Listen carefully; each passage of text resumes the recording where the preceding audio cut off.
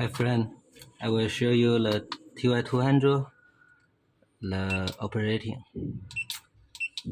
If you want to copy a garage remote, and you will always detect the date first. You can see it's the frequency, and it is not is a fixed code remote.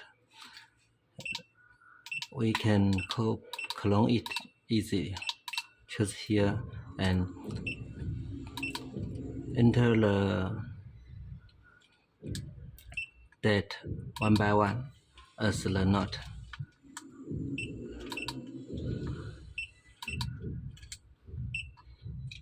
Okay, this is for you to check the frequency again. If you think it's not right, correct, you can edit.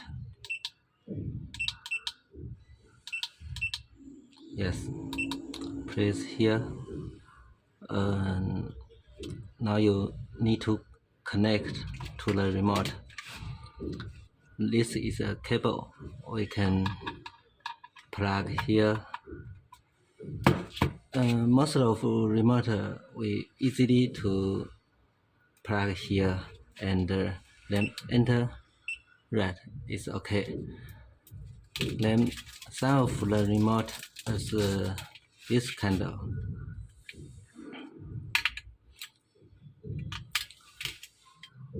There's now the pin, and we have this one to plug here. Then okay, we can. It's okay. Now it's easy to clone a new remote. Some friend want to know if we lost all the remote. We can generate from here garage remote. Can see the NAS and BFT, DAFAC, Soma, and now we can see it's 15 kinds of garage brands. Okay, if we want to generate the NAS, we can plug again and press OK. Okay, now we enter the battery and okay, it's a new remote.